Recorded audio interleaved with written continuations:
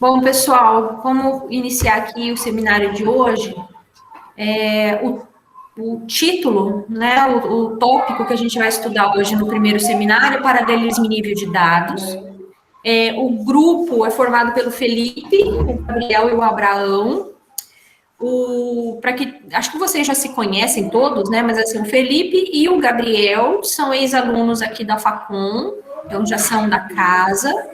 São ex-alunos do curso de ciência, os dois, né? Se eu não estou enganada, de ciência da computação. Sim, isso mesmo. E o Abraão é nosso aluno agora de doutorado, né, Abraão? É a tua primeira participação aqui como aluno da Facom, é isso mesmo? É isso mesmo, professora. Legal. Então, esse tópico, pessoal, só para...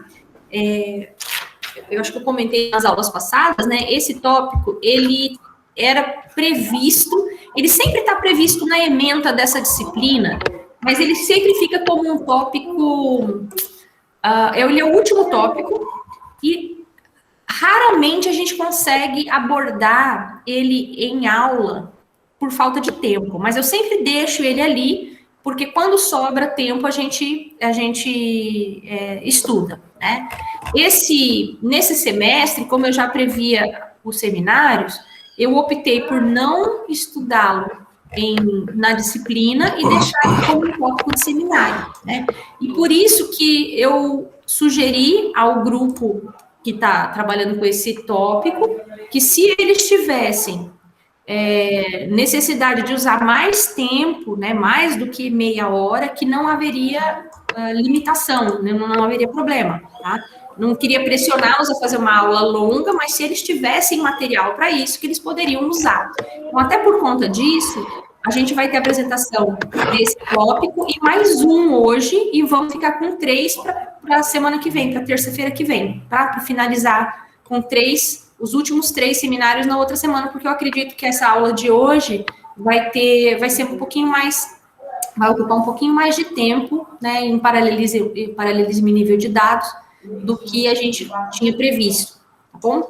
Então, boa apresentação para vocês.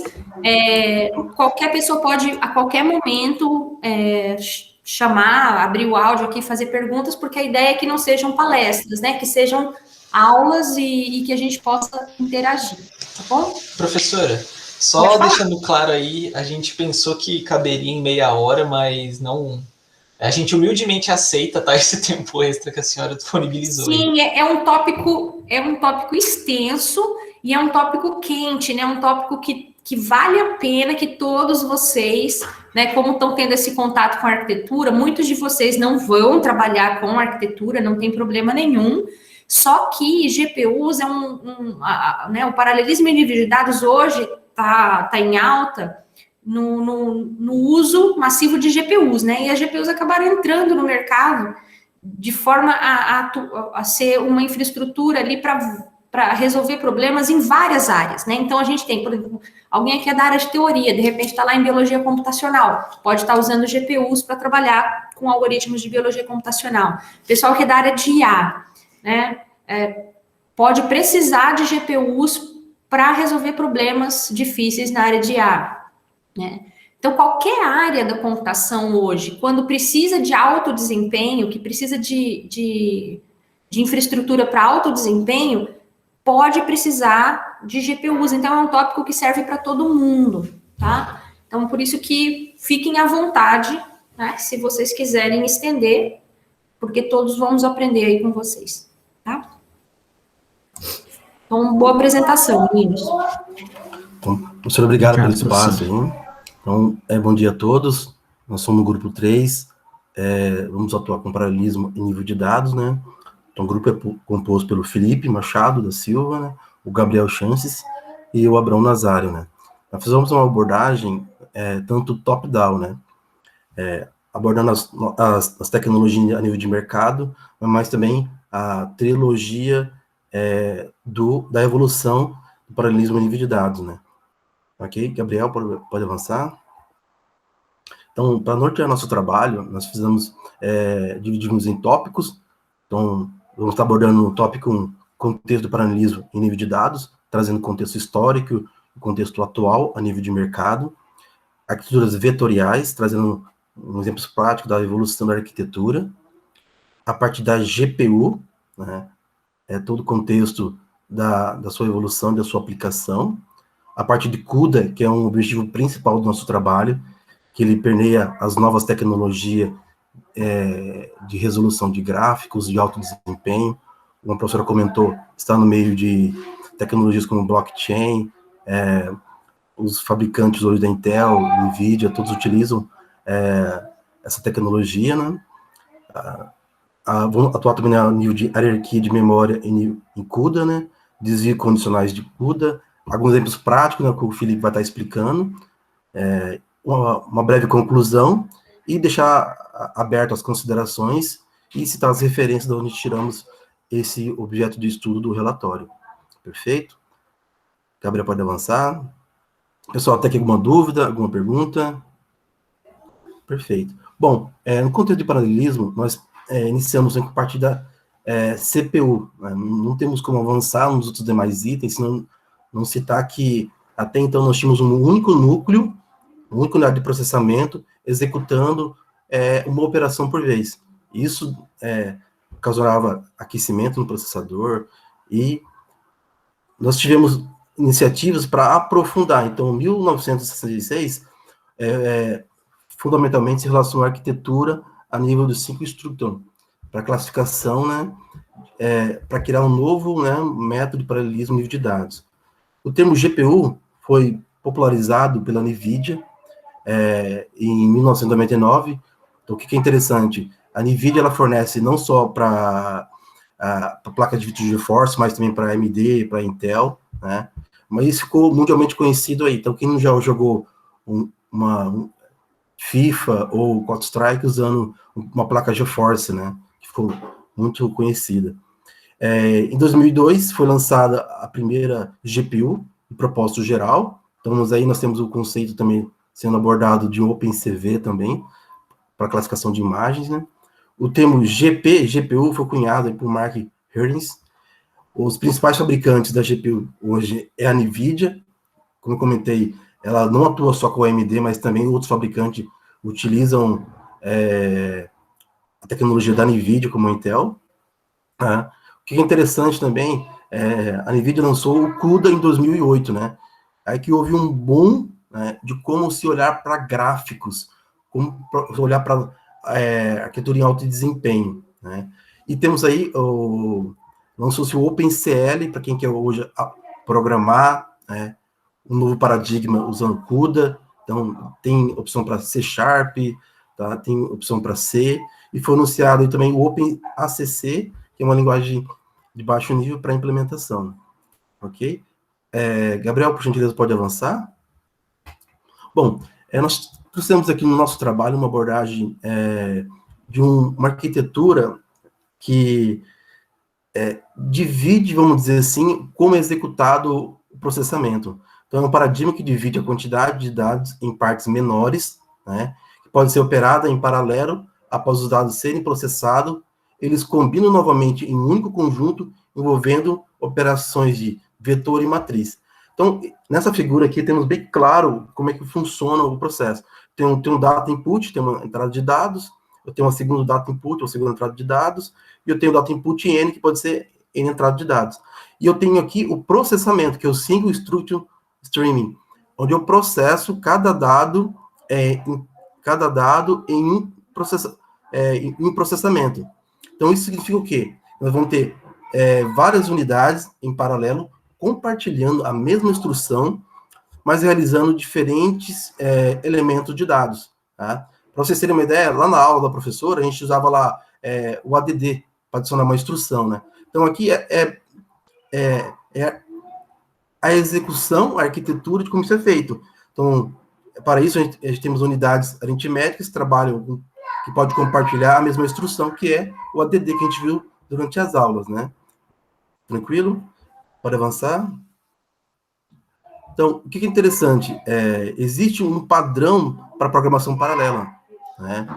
Então, em 2011, foi lançada uma conferência para lançar o supercomputador. Nas apresentações anteriores, né? A gente viu que os colegas citaram uma grande evolução dos supercomputadores. E é interessante vocês entenderem que nesse supercomputador, hoje, a Tesla é a referência, né? Referência de lançamento de placas de vídeo, placas de processamento, principalmente para resolução de gráficos. Tá? Então, a gente vê aquele imenso computador, a gente tem que pensar, poxa, mas o que executa isso? Nós estamos trabalhando aí paralelismo livre de dados. Ok? Pode avançar. Bom, então trago para vocês aqui um exemplo prático, né? Como a Tesla tem evoluído, né, com essa tecnologia, né? Então, tem um exemplo do Tesla K20X, né, que tem hoje 2.496 núcleos, então é muito núcleo, né, processando paralelamente suas ações. Tem a memória de 5 GB. E o que é interessante? Essa sigla é chamada GDDR, que é esse barramento aqui que vocês podem ver, que esse verdinho com esse amarelo aqui, é a evolução do barramento. Tá? Quem é mais antigo aí vai lembrar do barramento SIM, DIN, DDR. Então, evoluiu-se o processamento, mas a tecnologia teve que evoluir também o barramento para dar suporte ao paralelismo, né? Isso com desempenho do ponto flutuante e precisão também. Tranquilo? Só peço que desconsidere o áudio aí, tá? Pelas crianças. Pode avançar, por gentileza. Bom, então a gente fez um contexto top-down, né? Nós temos aqui um supercomputador executando de alto desempenho. Nós precisamos entender por que chegamos nisso, né? Acho que você deve falar sobre a lei de Moore, né? Em 1970, nós tínhamos uma classe, né? Meio clássico. De 1970 a 2010, nós tínhamos uma evolução de forma padrão, né? A lei de Moore previa que a cada 18 meses, a quantidade de transistores em um chip dobraria a cada 18 meses.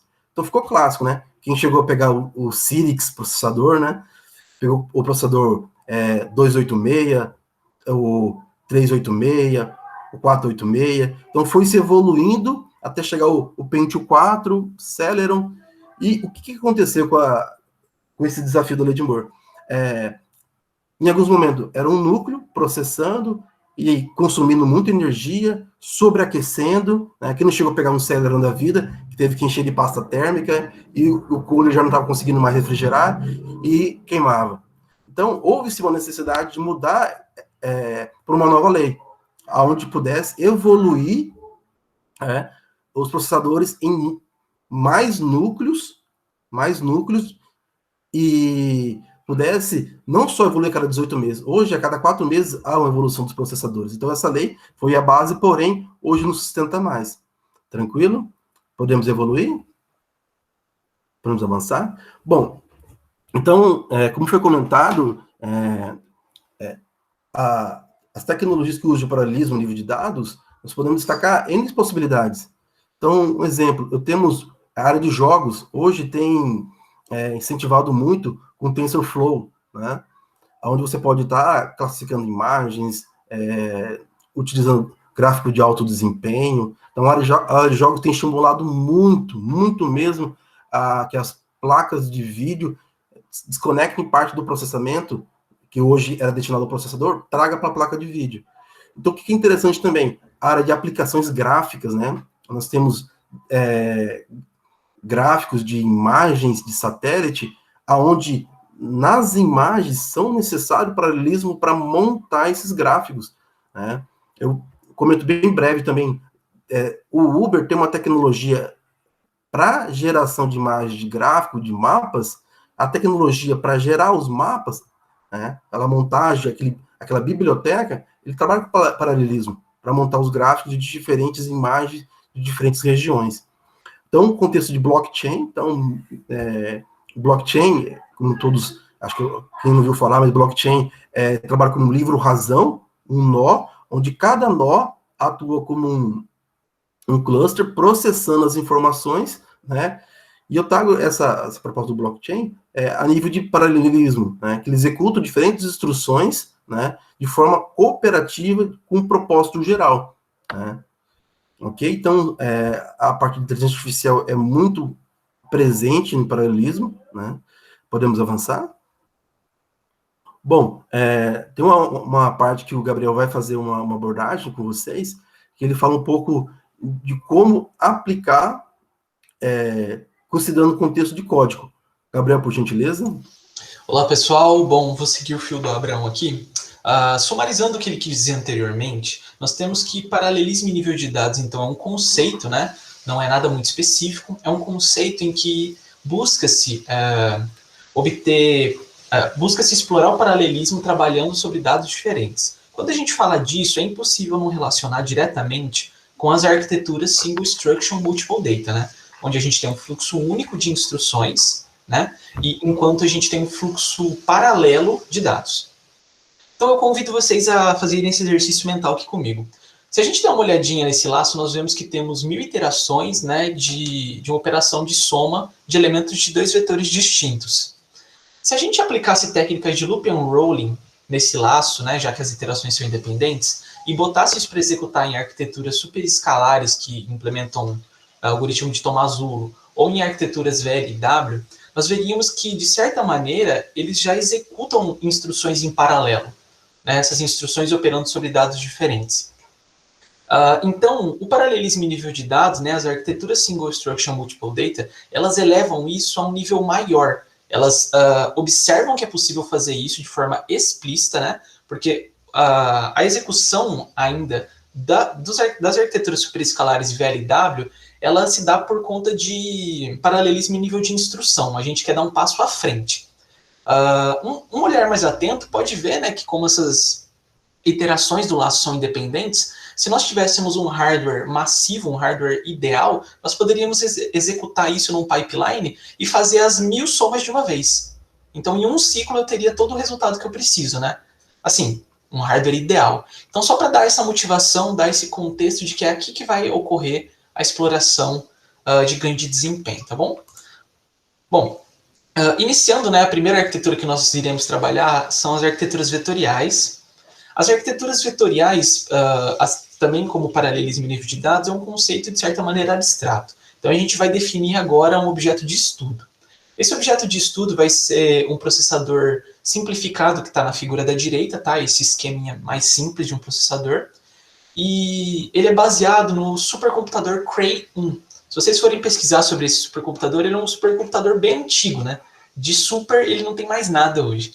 Então, esse processador, né, que também nós estamos trabalhando, ele implementa o conjunto de instruções RV64V. Me perdoem se a leitura estiver errada. O RV64V nada mais é do que o conjunto de instruções RISC-V com a extensão vetorial chamada RVV. Tá? Então, se vocês se lembrarem o que o primeiro grupo da terça-feira falou, né, eles estavam trabalhando com RISC-V e deixaram claro que tinham extensões. Né? O RVV é uma das extensões e é, no caso, uma extensão vetorial. Bom, o que um processador precisa ter, então, para dar suporte a trabalhar com dados vetoriais? Primeiro, ele tem que ter registradores vetoriais. Eles são registradores que possuem maior largura, né? Não tem nada muito distinto nesse caso. Claro, para que eles possam ser operados em paralelo também, eles têm que ter portas de saída e de entrada diversa, tá? Para que a gente possa ler bytes diferentes ao mesmo tempo. Tá? Eles não podem ter um fluxo de entrada e saída único. Isso também existe nessa arquitetura. Bom, além disso, é necessário que tenham-se instruções vetoriais que permitam, né, que a gente utilize esses registradores, carregue e guarde dados na memória relacionados a eles e efetue operações como soma, subtração, operações lógicas. E todas essas instruções, né, são executadas em unidades funcionais com uso total de pipeline. Então, todas essas unidades funcionais de soma, subtração, multiplicação e etc., todas elas utilizam pipeline ao máximo. De forma que, imagine que eu quero fazer a soma, bom, já passando para o próximo slide, né? Imagine que eu quero, aqui na figura da esquerda, fazer a soma de 2 operandos vetoriais. O pipeline, nessa unidade funcional, permite que a cada ciclo eu produza uma soma nova. Então, eu carrego isso nessa maquininha aqui da esquerda, ele vai fazendo soma e me gerando os resultados. Como eu disse anteriormente, se a gente relembrar daquele laço de 1000 iterações, a gente sabe que essas iterações, que poderiam, por exemplo, fazer a soma desses 2 operandos, elas podem ser executadas em paralelo. Então, A figura da esquerda representa uma unidade funcional com um pipeline apenas. Esse pipeline é chamado de lane. A exploração, vamos dizer assim, a principal exploração das arquiteturas vetoriais para obter ganho de desempenho consiste em aumentar a quantidade de pipelines, aumentar a quantidade de lanes para que a gente possa operar sobre mais partes do dado ao mesmo tempo. Se a gente der uma olhadinha na figura da direita, nós temos uma unidade funcional de soma com 4 lanes agora. Cada uma dessas lanes ela vai trabalhar sobre partes diferentes dos operandos, tá? Se a gente vê, os índices estão diferindo entre cada uma delas. E em um caso ideal, seria que elas não têm comunicação nenhuma entre elas, e, portanto, elas podem receber seus operandos e executar o pipeline 4 vezes mais rápido, né? Porque ao passo que na da esquerda eu produzo uma soma por ciclo, na da direita eu produzo 4 somas por ciclo, né? Bom, isso é o principal, né? A parte, é o core das arquiteturas vetoriais, tá? É nisso que elas exploram o ganho. E aí você pensa, bom, Gabriel, então vamos colocar 32 lanes aí e fazer tudo em um ciclo só. Não funciona bem assim. Um grande limitante do ganho de desempenho em arquiteturas vetoriais é o seguinte. Primeiro, o código tem que fazer uso dessas unidades funcionais de vetores, né? Caso o seu código não utilize vetores ou não utilize muito, você não vai conseguir explorar muito ganho, né? Isso é básica lei de Amdahl. Além disso, pessoal, outra limitação das arquiteturas vetoriais está na quantidade limitada e no tamanho limitado dos registradores vetoriais, né? Então, assim, toda a sua carga de trabalho depende muito do quanto você pode carregar nesses registradores, e isso é um limitante muito grande. Deixa eu só ver se eu não esqueci mais nada. Não, acredito que seja isso, né? As arquiteturas vetoriais, elas não são recentes, né? Elas são, de certa maneira, antigas e não são muito utilizadas hoje por conta dessas limitações, né? Fica muito dependente do código, fica muito dependente também de outras unidades darem vazão, ou seja, colocar instruções para serem executadas ali. Se a gente tem gargalo em outras partes dessa arquitetura, acaba que o ganho fica muito prejudicado. Então passo a palavra agora para o Felipe, né? Ele vai entrar agora no tópico principal, nas arquiteturas que vão efetivamente obter ganho massivo aí. Obrigado. Seguindo a linha do paralelismo de dados e das arquiteturas vetoriais, onde tínhamos uma instrução que opera sobre vários conjuntos de dados, e a mesma instrução ela é capaz de ser replicada para vários elementos do mesmo conjunto de dados, vamos mostrar aqui como é que a arquitetura de uma GPU segue essa ideia e explora mais. Em GPU, nós temos umas mudanças cruciais. Ao invés de ser apenas Single Instruction Multiple Data, que é uma instrução que opera sobre múltiplos dados, em especial, que vamos falar daqui para frente, quando estivermos falando de GPUs, estamos nos referindo principalmente às GPUs da NVIDIA. A NVIDIA traz um novo conceito chamado Single Instruction Multiple Thread. Como é isso? A ideia é de que você tenha uma única instrução e vários núcleos. E você execute essa mesma instrução em todos os núcleos ao mesmo tempo. E como vimos, por exemplo, no pequeno laço que o Gabriel nos mostrou, onde antigamente em CPUs nós faríamos 1000 somas, 1000 iterações de uma soma, e 1000 somas em 1000 passos, né, de forma sequencial, as GPUs elas são otimizadas porque elas fazem essa instrução de soma utilizando 1000 cores, assim, 1000 threads, na verdade. Então, cada thread ela simplesmente é responsável por executar a parte interior dos laços, né, desde que eles sejam independentes.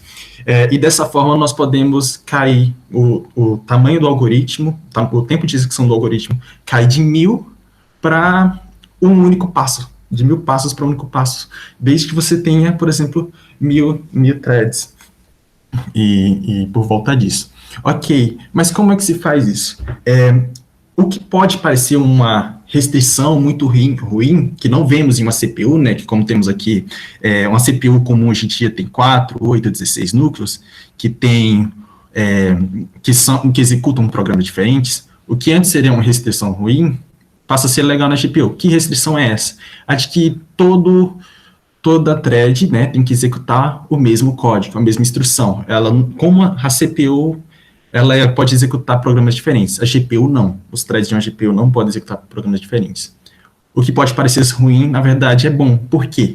Se você tem 32 threads, 32 núcleos executando a mesma instrução, ao invés de cada um desses 32 núcleos ter uma unidade de controle separada, como vemos aqui em amarelo, você pode agrupar e centralizar essa unidade de controle.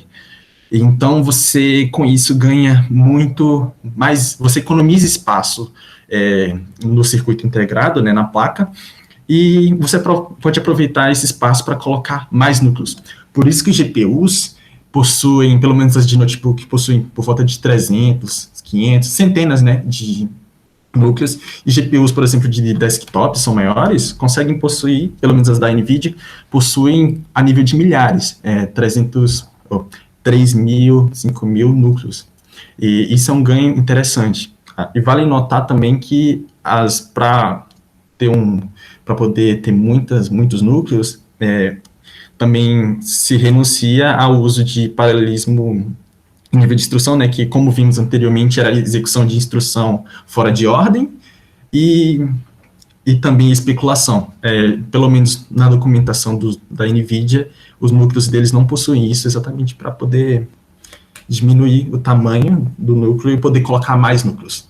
Então, o paralelismo ele é feito dessa forma, de maneira a maximizar a quantidade de núcleos que você está utilizando e processar tudo em um único passo. Muitos dados em um único passo. Pode passar para o próximo, por favor? Obrigado. E essa arquitetura, ela é ótima para o problema que as GPUs, as unidades gráficas, resolvem, né, que é o problema principal delas, que é gráficos, que são a renderização. Por exemplo, se você tem uma tela e está jogando, por exemplo, jogando um jogo que tem modelos tridimensionais, enfim, se você tem uma tela Full HD, essa tela tem por volta de 2 milhões de pixels, e ela tem que ser atualizada várias vezes por segundo. Cada pixel, para ter uma cor definida, precisa executar um algoritmo, e no caso de programas tridimensionais, esses algoritmos envolvem cálculos de física e de ótica, e de refração de luz. Então, são cálculos muito pesados. Mas observe que esse cálculo, ele é o mesmo, o algoritmo, ele é o mesmo para todos os pixels, mas só operam sobre dados diferentes. Se você fizer isso de forma sequencial, uma CPU demoraria muito tempo, e GPUs aproveitam a existência dessas threads e atribuem um pixel, por exemplo, para cada thread, para cada núcleo, e consegue fazer isso de forma muito mais rápida. Pode passar para o próximo, por favor? E nisso, a NVIDIA lançou o Compute Unified Device Architecture, que vamos falar aqui, que é uma arquitetura, né, unificada, que unifica as placas da NVIDIA e fornece uma maneira de você programar seguindo esse modelo de execução, Single Instruction Multiple Thread, e tendo em vista isso. Por quê? Porque você não precisa usar esse modelo apenas para gráficos. Você pode usar para outros programas, para outros problemas, algoritmos, como vimos também, inteligência artificial que faz longas multiplicações de matrizes para poder treinar modelos, em redes neurais também. Disso nasce o que se chama de GPU para propósito geral, GPGPU. Você usa GPUs que inicialmente foram feitas para lidar com gráficos, mas usa a arquitetura dela para resolver problemas que não estão relacionados a gráficos. Por isso, nessa arquitetura, como ela é uma arquitetura, né, de fato, ela possui seu próprio conjunto de instruções, chamado de Parallel Thread Execution. E então, daqui para frente, nós vamos ver também, né, que algumas instruções, vou mostrar algumas instruções para vocês mais para frente, de como é que você pode programar tendo essa ideia. Pode passar, por favor? Ok, uma das primeiras coisas que você tem que ter em mente ao programar um código que tem um conjunto de instruções que vai ser executado em uma placa de vídeo, você precisa ter em mente que você está executando uma instrução em várias threads. E uma forma de organizar isso é que threads, elas são organizadas em warps. Um warp é um número, vou deixar claro que um warp são 32 threads, a organização de 32 threads, isso independente da versão do CUDA que você está usando, independente da placa da NVIDIA que você está usando. Um warp contém 132 threads. E as threads, elas são agrupadas em blocos de threads. E blocos são agrupados em grades, e você pode referenciar uma thread dentro de um bloco por meio de uma coordenada, e um bloco dentro de um grid por meio de uma coordenada. Como vocês podem ver, aqui na esquerda, na figura da esquerda, cada bloco que está dentro de um grid, ele possui uma coordenada, né, um X e um Y, para você poder identificá-lo. E isso é essencial para entender como as GPUs dividem um trabalho. Ela possui vários simultâneos multiprocessadores, que podem diferenciar de tamanho de GPU para GPU. E para cada multiprocessador, a GPU, quando você lança um programa para ser executado, ela vai dividir um bloco de threads para ser executado no multiprocessador. Vale notar que essa ideia de você ter muitas threads, ela tem uma certa vantagem em relação a arquiteturas vetoriais. Quando você mexe com arquiteturas vetoriais, você sempre está limitado a registradores que possuem 32 elementos e só. Isso é arquitetura. Se mudar de arquitetura, o conjunto de instruções muda, e isso dá um pouco de dificuldade para trabalhar. Em GPU, você não se preocupa com isso, cada thread tem seu próprio registrador, seu conjunto de registradores, e você pode, em tempo de execução, decidir quantas threads você quer executar. Ou seja, isso é muito flexível e facilita muito a programação do desenvolvedor, que não precisa se preocupar muito com aspectos arquiteturais, só sempre pensar que aquele código está sendo executado para cada thread. Se vocês tiverem alguma pergunta, podem me fazer, porque é um assunto bem denso mesmo, sem problema. Pode passar para o próximo? Felipe, só Oi. aproveitando a sua imagem, só para não perder aqui a fio da meada, essa memória global, ela é utilizada para comunicação? Comunicação entre threads? Sim, ela pode ser utilizada e acessada por várias threads ao mesmo tempo. Inclusive, o conjunto de instruções também contém instruções que são atômicas, que asseguram para não haver corrida de execução. Certo. Condição de corrida. Beleza. Obrigada. Vale notar também que existe a memória global, né, para toda GPU. Uhum. E cada multiprocessador tem sua memóriazinha interna, né, que são caches e para uso próprio. Mas isso vai ser mostrado um pouquinho mais para frente na hierarquia de memória. Beleza, obrigada. Não, qualquer pergunta pode fazer, sem problema. Então, retomando, temos aqui, para exemplificar como é que seria um código feito em GPU, no caso para CUDA, trouxemos aqui um algoritmo que se chama DAXPy, que é utilizado no livro base, né, da disciplina, do Hennessy e Patterson, como um benchmark, ou para uma análise, que o que ele faz? Ele recebe dois vetores, x e y, né, e ele aplica uma função linear, no caso aqui, multiplicando um escalar pelo x, somando com o valor do y, isso para cada elemento. Então, para todos os elementos dos conjuntos, ele aplica a mesma função para cada elemento, e de forma independente, é similar ao código que mostramos anteriormente. Se você fosse fazer isso em CPU, aqui é um código em C para CPU, faríamos, né, de forma sequencial. Então, se o tamanho do vetor, o tamanho dos elementos que você está processando tem tamanho n, você leva n passos, né, para resolver esse problema. Pode passar para o próximo. Agora, como você faria isso em CUDA?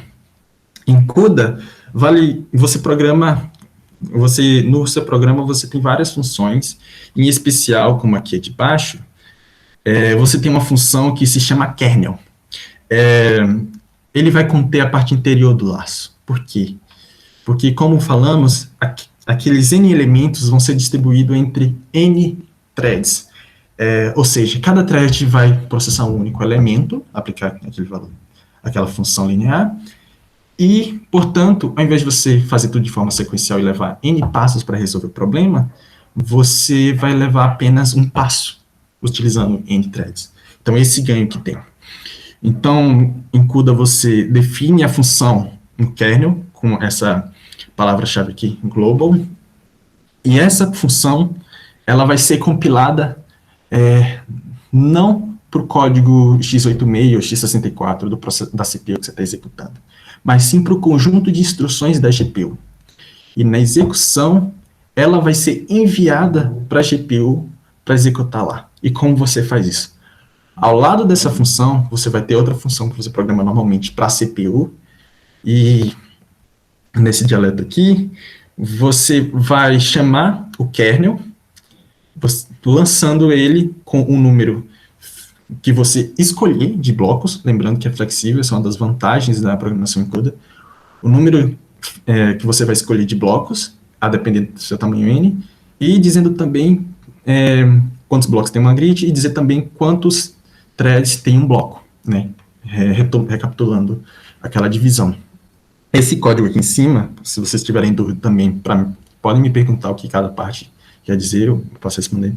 Esse código aqui em cima é executado na CPU. Ela vai lançar o kernel com um tamanho flexível, e o código de baixo é o kernel que vai ser enviado para a GPU para ser executada na hora. Pode passar. Só tirar uma dúvida aqui. Mesmo você pode nesse seu código de configuração aí inicial, você pode dizer quantos blocos, você pode dizer quantas threads por bloco, mas não quantas threads por warp, é isso mesmo? É fixo, né? Isso mesmo. O warp ficaria fixo, né? O warp é fixo. Que você configure, né? Ele é sempre 32, é isso? Sim, o warp ele é fixo, ele é sempre 32. Ele é sempre 32 mesmo. Legal. Até por uma questão que vamos ver mais na frente, que são as desvios condicionais. A ideia de warp, ela é fixa mesmo, independente da CPU, da GPU que você está executando, da placa. Ela é sempre igual, é 32. Né? Se os alunos possuírem alguma dúvida, também fiquem à vontade, tá, para interromper. Pode passar. Agora eu convido ao Sanches, que vai explicar um pouco dessa questão da hierarquia de memória. Por enquanto só temos falado da execução dos códigos. Bom, voltei. Pessoal, vamos tratar agora da parte de memória em CUDA. Como que a memória é organizada e quais são os tipos de memória existentes, né? Naquele esquema geral já foi possível ver a memória global, né, que a professora viu. Essa memória que está mais na direita nessa figura, ela é compartilhada dentre todas as threads que estão executando em CUDA, tá? Então todas as threads que estão executando ali, elas têm acesso à memória global sem restrição alguma. Bom, voltando um pouco, um bloco de threads, né, as threads que estão contidas em um bloco, elas têm acesso opcionalmente a uma memória chamada memória compartilhada, tá? Eu coloquei ali memória compartilhada do bloco. O que seria essa memória compartilhada? Eu vou entrar em mais detalhes, mas a memória compartilhada, ela nada mais é do que como se fosse uma cache programável. Você pode declarar na invocação de um kernel, né? Antes de você lançar essas N threads aí que você organizou em blocos e uma grade, você pode declarar uma região de memória compartilhada para que só as threads do bloco tenham acesso, tá? Isso é muito interessante porque você pode programar, tá? Você define a quantidade que você quer. Além disso, né, obviamente, cada thread precisa ter uma memória local para que ela possa declarar suas variáveis, né, de maneira isolada das outras threads que estão executando ao mesmo tempo, ok? É necessário, pessoal, só para justificar o que eu vou falar em seguida, assim como em CPU, né, se a gente está fazendo um acesso à memória, uma instrução de load store, acessos à memória, eles têm uma latência muito maior. Por isso que a gente utiliza cache nível L1, cache nível L2, para poder segurar um pouco essa latência durante a execução de um código. Se todo acesso à memória tivesse que ir na memória principal, as coisas ficariam extremamente lentas. E isso não é diferente aqui em GPU, tá? Então vamos seguir. Vamos falar um pouco agora sobre acessos à memória global, tá? Acesso à memória em CUDA não é uma coisa trivial e é um ponto de otimização extremamente necessário se você quer produzir códigos de alta qualidade, tá? Que tem um desempenho bom. Vamos imaginar uma seguinte situação. Essa faixinha que eu coloquei aqui na direita com os números acima é a memória, tá? Ela está endereçada ali por bytes, tá? Então vai do byte 0 até 32 bytes ali, byte 64 e etc. Suponha que você tem 32 threads de um warp, né? Como o Bahia falou anteriormente, 32 threads compõem um warp.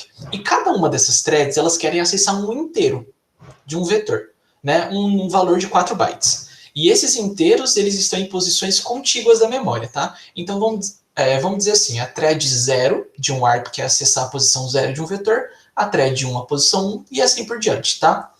E esse acesso está alinhado ali, ó, começando no byte 64 da memória. A memória global, ela não vai fornecer isso de byte em byte. O acesso à memória global em CUDA, ele é feito por meio de transações.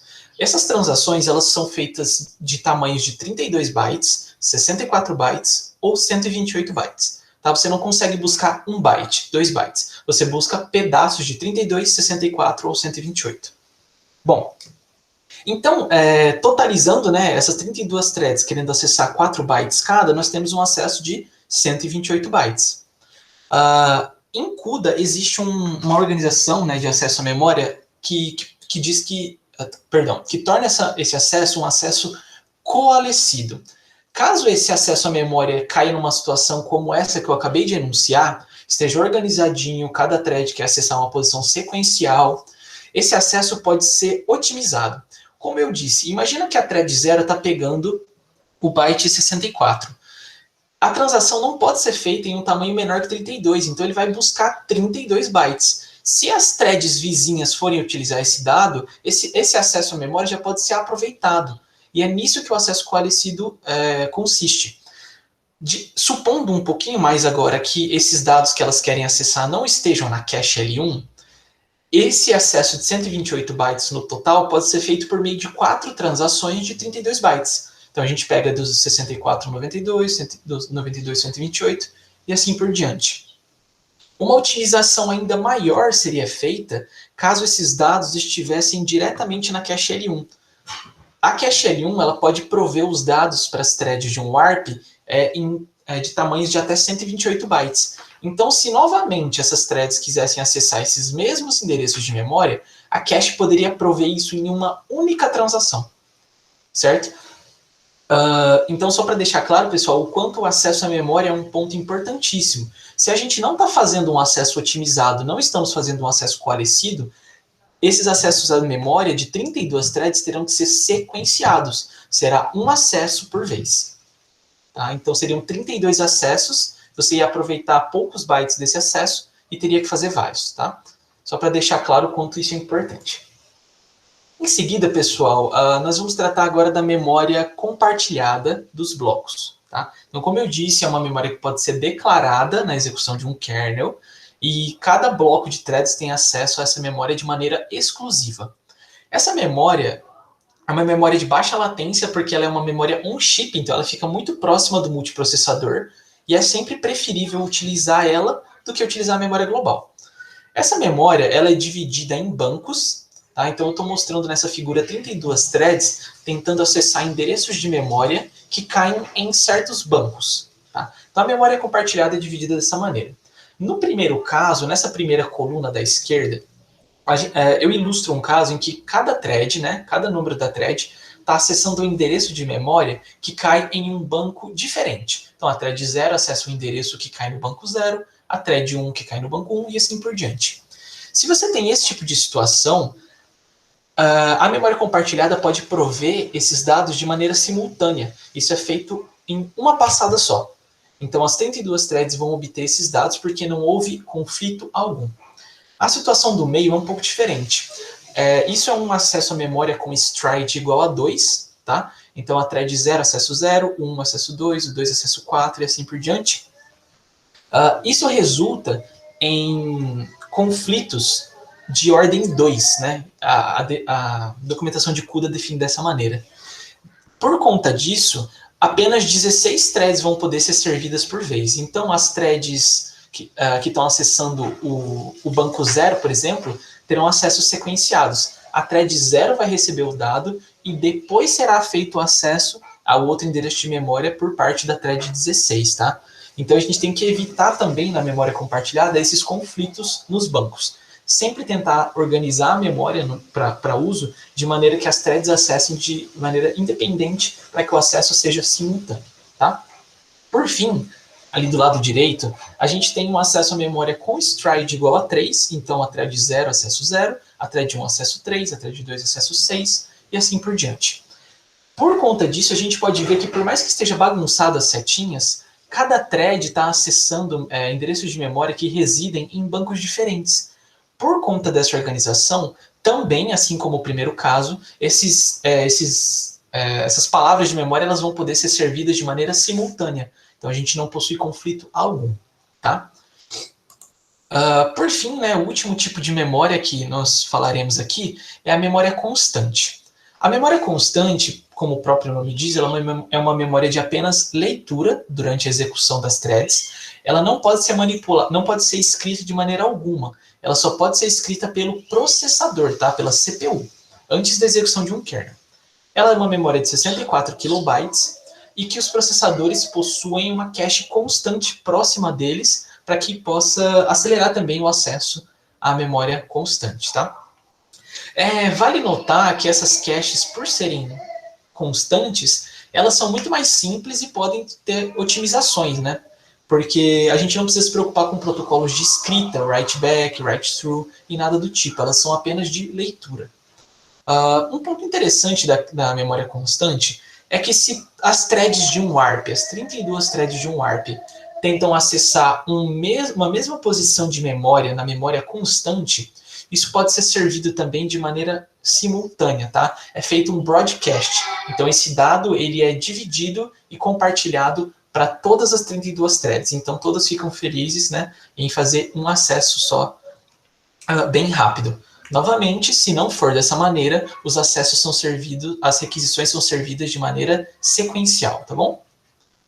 Pessoal, eu falei bastante de memória. Se tiverem alguma dúvida, quiserem me interromper, por favor, façam isso. Ok? E com isso a gente finaliza a parte de hierarquia de memória. Só para deixar claro, pessoal, isso é importantíssimo em CUDA. Se o código não estiver pensando em buscar acesso coalescido, utilizar a memória compartilhada com o mínimo de conflitos e aproveitar da memória constante, o código não vai obter ganho de desempenho considerável, tá? Isso aqui é importantíssimo. Então, vou passar agora a palavra ao Felipe, ele vai entrar um pouco mais de detalhes na parte de PTX, né, o conjunto de instruções de CUDA. Obrigado. Então, considerando todos os aspectos de execução e de memória, como falado anteriormente, se você tem aquela grande quantidade de núcleos, você tem as instruções, um conjunto de instruções que vão ser executadas nele. Então, o PTX é esse conjunto de instrução.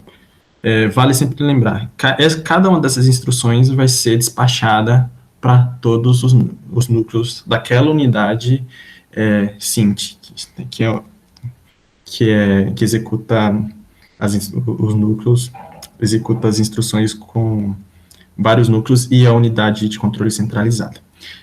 As instruções geralmente são do tipo operação e ponto, e o tipo de memória que você está lendo. Em CUDA, no PTX, na verdade, você declara previamente o nome dos registradores que você está utilizando.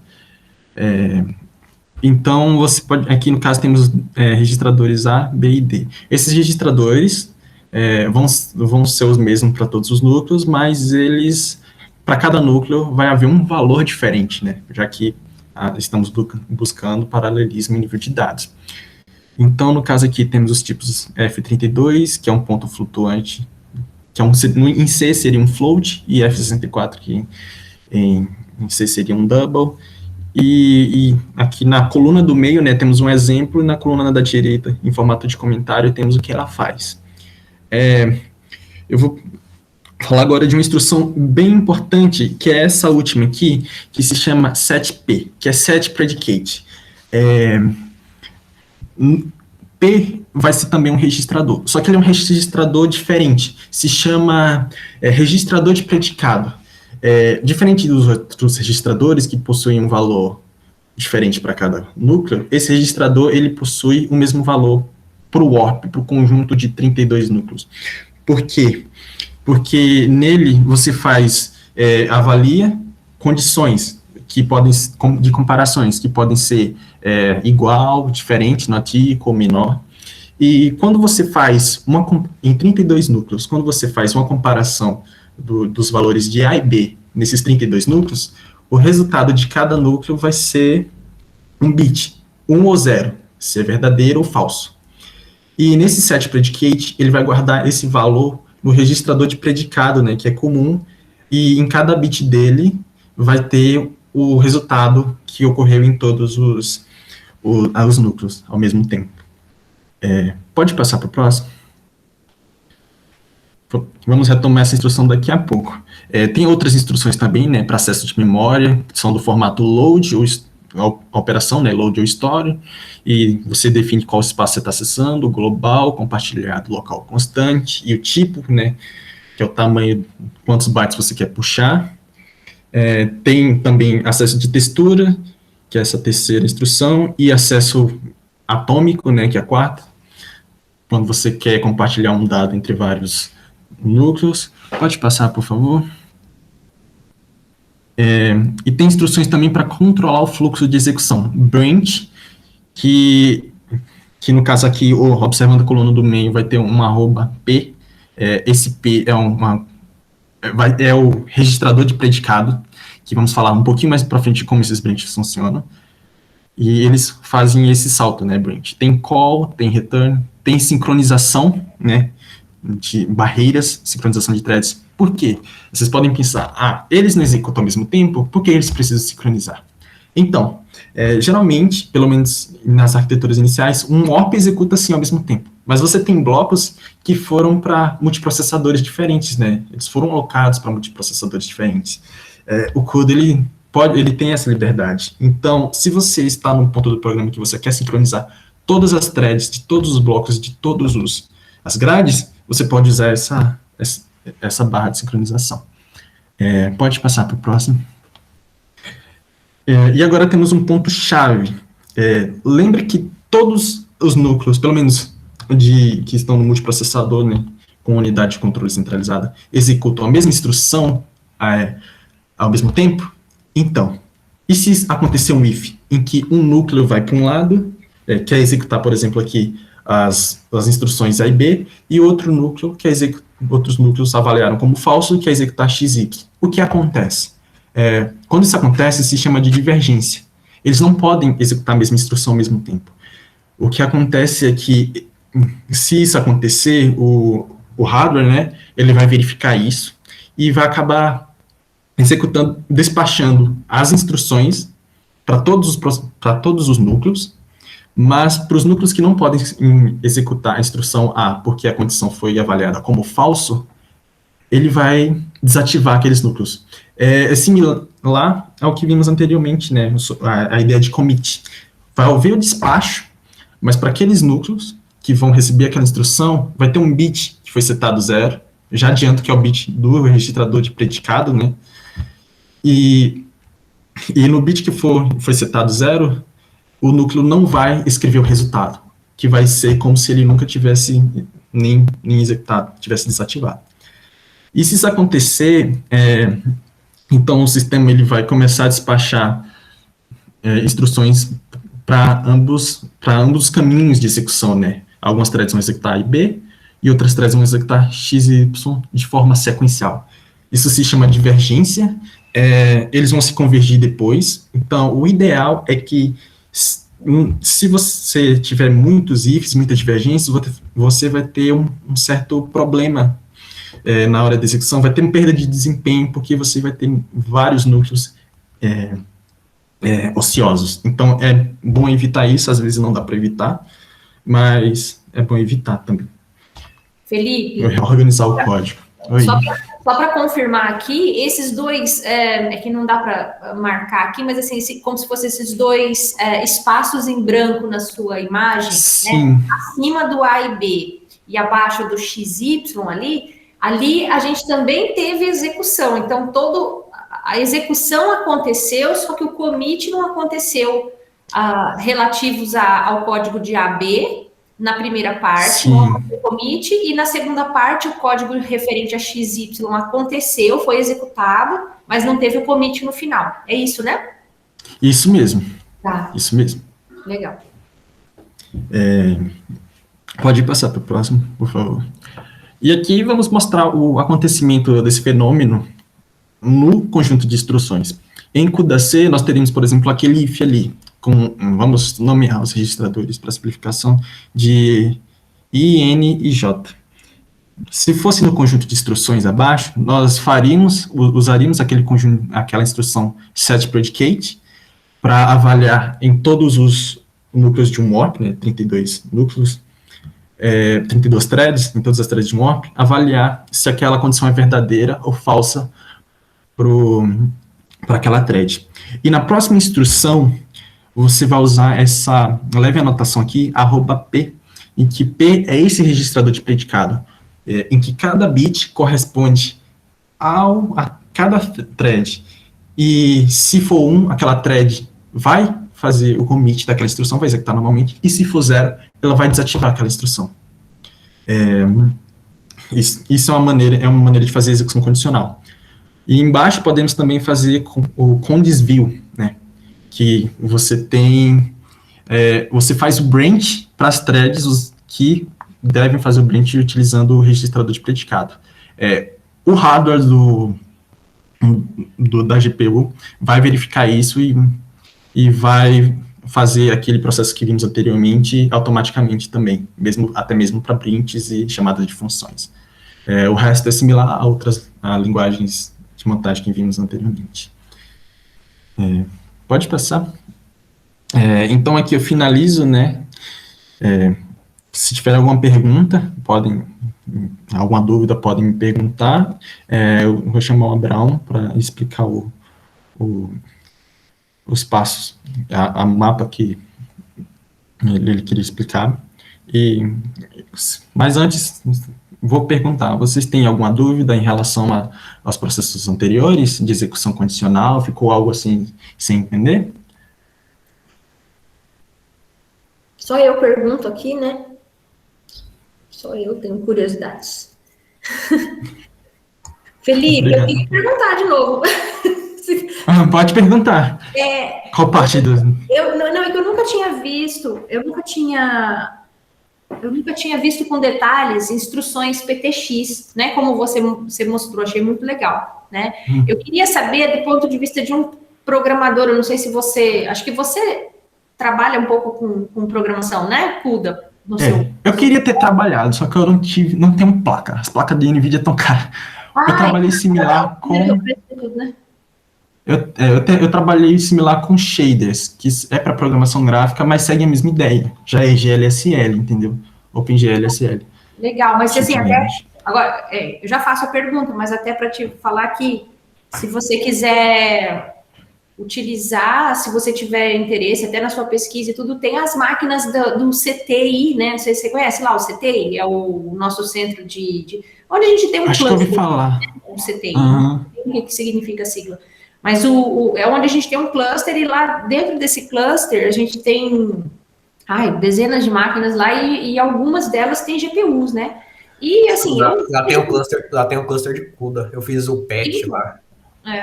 Isso, exatamente, tem vários GPUs. Então, e eu acho que o CTI, ele é subutilizado porque a gente desconhece ou não sabe nem que ou não sabe nem o que tem, ou não sabe que pode utilizar, e de repente, se você tiver na sua pesquisa necessidade de utilizar, ou mesmo que seja como aluno, às vezes não está ainda não está dentro da sua pesquisa do mestrado especificamente, mas você é uma pessoa interessada em fazer alguns testes, em subir código, dá para a gente pedir autorização para você ter acesso ali, tá? Eu agradeço, professor. Eu entro em contato se eu tô vendo isso agora, tô te falando precisar. com a Raíssa, porque a Raíssa também vai precisar, né? E aí eu também não lembrava das GPUs que eles têm lá.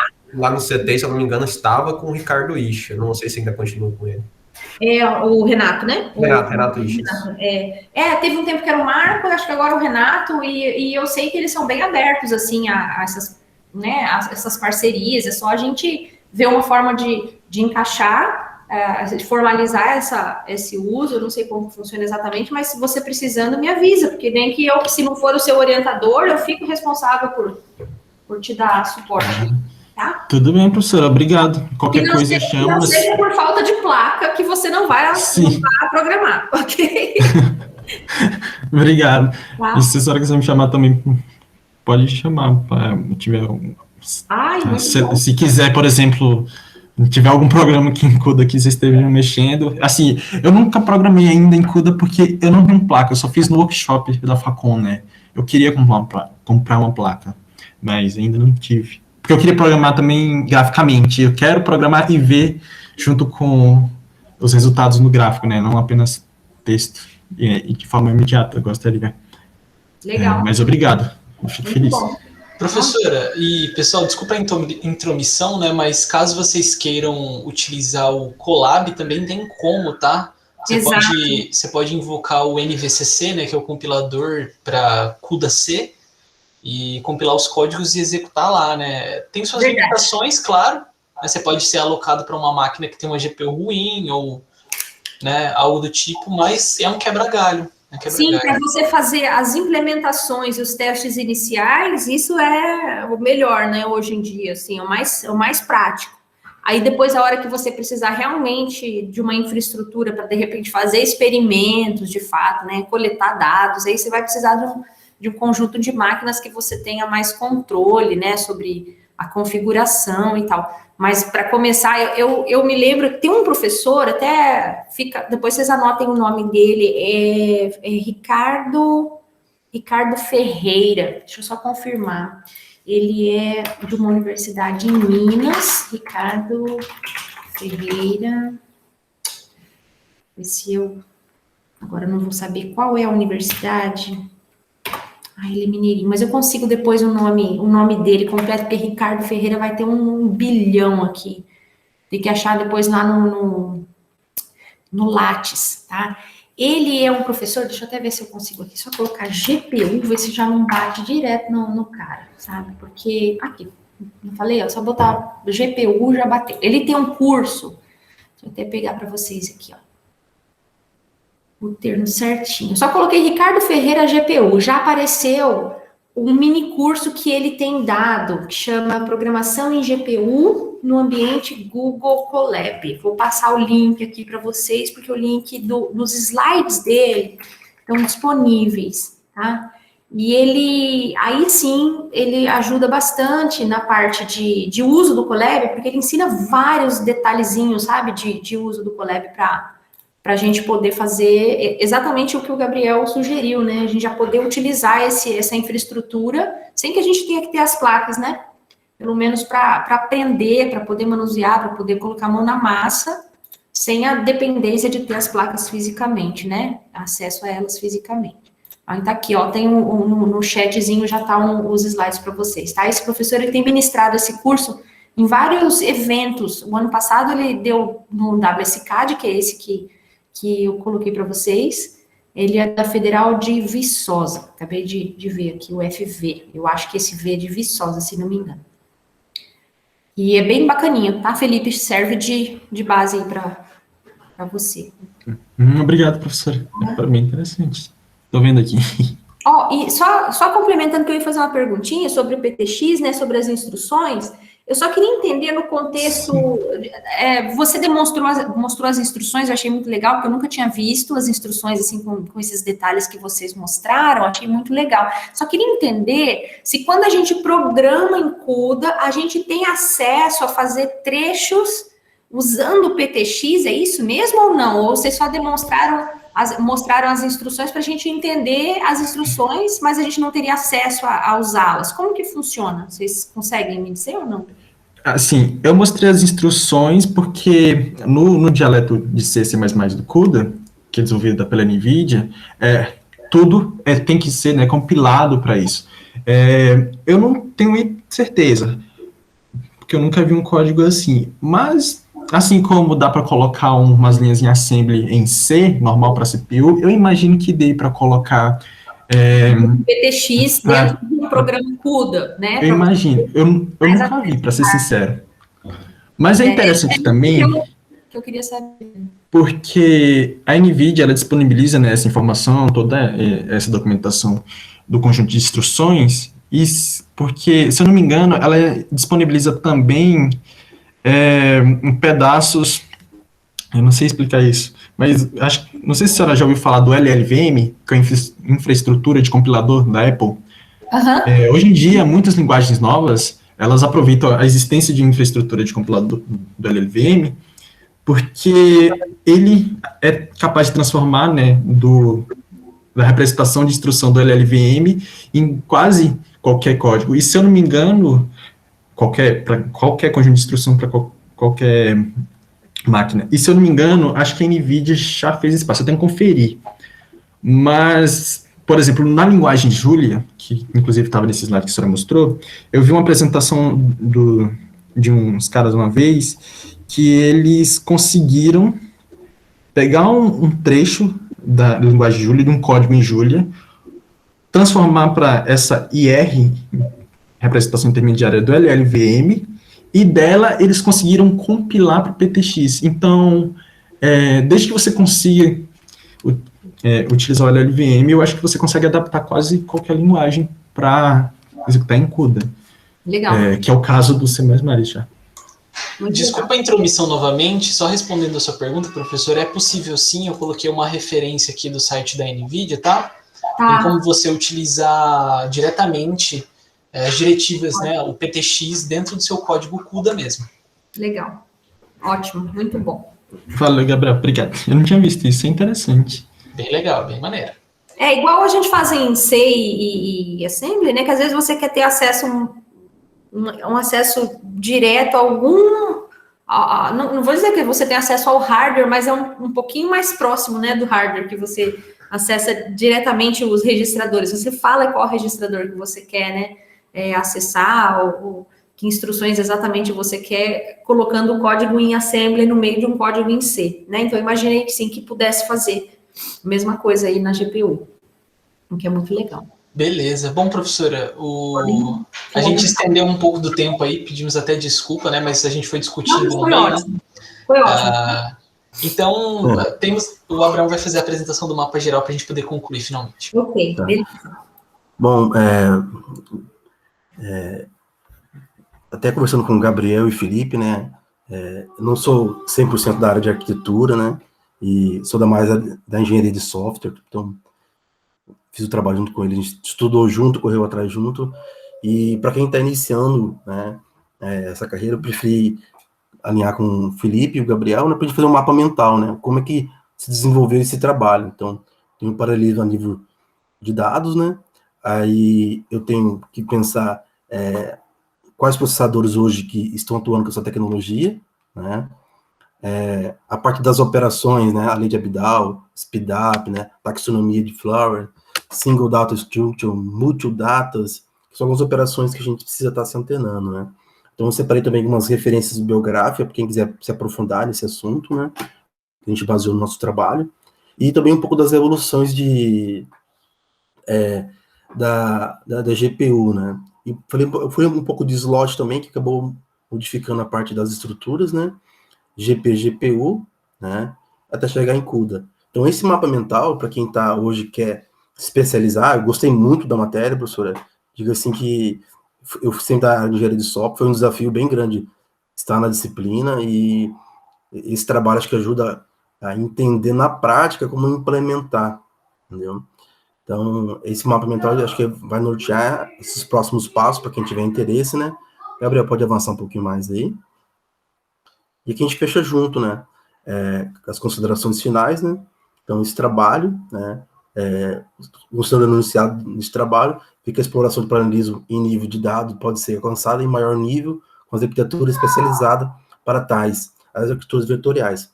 Para obter o melhor desempenho, então as arquiteturas utilizam suas unidades funcionais, que são os pipelines isolados, aumentando a vazão das instruções no mesmo ciclos, que são os ADDs, né? Dentre os desafios relacionados à arquitetura, pode citar o desempenho de eficiência das instruções load e store, que a gente viu no decorrer da nossa matéria, né? Então, o trabalho apresenta uma forma de programação paralela, de GPU e CUDA, essa possibilidade de extrema exploração em paralelismo de dados, introduzindo conceitos como SIM. Em dias de hoje, está sendo aplicado a nível de hardware, com gráficos, inteligência artificial, buscando sempre um melhor desempenho. Eu agradeço a todos aí, Gabriel e Felipe, fica aberto às considerações. No final, nós temos as referências biográficas aí, caso alguém queira aprofundar no assunto, né? Obrigado, Abraão. Sim, aqui estão as referências. A gente se baseou bastante no livro, né, do Hennessy Patterson, e também, principalmente, da documentação da NVIDIA, que tem muita coisa sobre CUDA. O guia de programação tem muita coisa sobre a arquitetura, né, que eles não têm disponível. Então, eu agradeço aí a apresentação, eu agradeço a atenção de todos. E se tiverem mais perguntas, podem fazer também. Estamos aqui. Obrigado. Nós é que agradecemos, meninos, porque a apresentação foi super completa. Vocês conseguiram passar vocês passaram, assim, pelo histórico, passaram pela arquitetura, que eu achei legal, porque vocês conseguiram trazer de uma forma que vocês não baixaram muito o nível, mas trouxeram num nível didático, né, a arquitetura da GPUs, o uso de memória, né, toda essa questão do gargalo de memória, né, que a gente tem que entender na hora que vai programar para a GPU, que uma pessoa pode resolver um problema usando a GPU de uma forma muito mais eficiente do que uma outra pessoa resolvendo o mesmo programa usando a mesma GPU com a mesma linguagem. Só que a forma como vai estruturar o problema, né, ou aproveitar o paralelismo, aproveitar a infraestrutura de memória e tudo que a GPU fornece, faz toda a diferença. Então, é um mundo novo, né, é um mundo diferente, é um mundo de que pessoas que programam para a GPU vão se especializando nisso aí, e exatamente para buscar desempenho, né, ou aproveitar todo o desempenho que a infraestrutura da GPU pode fornecer, né. E depois vocês conseguiram ainda entrar no ambiente de software, né? Ou seja, mostrar um pouquinho da linguagem, do conjunto de instruções baixo nível, do poder, né, nesse nível de programação mais baixo nível. E então, assim, eu achei que vocês conseguiram mostrar tudo que eu esperava e até mais do que eu esperava, porque eu não imaginei que vocês fossem entrar, por exemplo, nessa questão das instruções PTX, por exemplo, que já foi para mim, já foi extra, né? Foi muito bom. Fiquei bem contente, tá?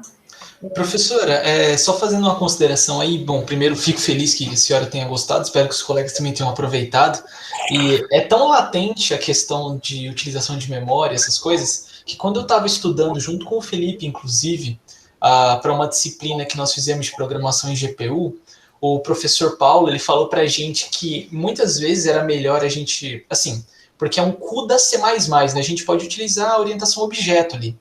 Então, a gente tinha classes de vetores que muitas vezes era preferível nós utilizarmos 4 floats, mesmo que a gente tivesse um inutilizado, justamente para buscar alinhamento de memória, sabe? Para tudo ficar certinho. A gente podia pecar um pouco na legibilidade, né? Por exemplo, a gente tinha uma coordenada x, y, z, e na W a gente guardava alguma outra informação só para aproveitar o espaço, para manter o alinhamento de memória e fazer com que os acessos fossem otimizados, sabe?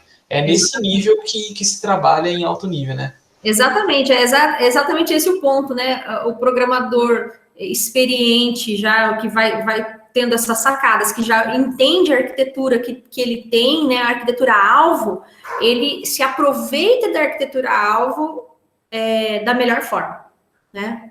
Coisa que a gente, às vezes, programando para CPU, para a gente é transparente, a gente não dá esse tipo de foco. No máximo, a gente, às vezes, pensa em cache, no máximo, né? Na hora de estruturar, por exemplo, laços para acessar uma matriz, né? Se você vai acessar em linhas ou em colunas, talvez, se você for uma pessoa ligada nisso, você vai pensar como que essa matriz ou essa estrutura de dados está organizada na memória para que você aproveite os acessos, né, na cache, né, para que você aproveite melhor a questão da cache nos acessos a essa memória, vai melhorar o desempenho, mas no máximo isso é muito raro a gente pensar em desempenho, assim, nesse nível, quando a gente programa para CPU. Agora, para GPU, é muito legal isso, né, porque como ela tem todos esses detalhes, né, você pode ter ganhos de desempenho significativos, às vezes fazendo um detalhezinho como você acabou de colocar, né?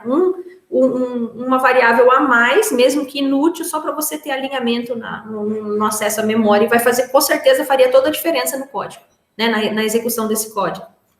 Muito legal o exemplo. Muito, muito bom, gente. Muito bom. Agora eu só preciso que vocês me lembrem quem é o próximo grupo, que eu juro para vocês que eu anotei, mas eu me esqueci. Outro dia vocês me falaram, eu anotei. Só se eu entrar no AVA agora. Professora, finaliza a gravação, tá? Só lembrando assim. Obrigada. Ótimo. Vou fechar agora. Senão vamos fazer igual outro dia. Fechou.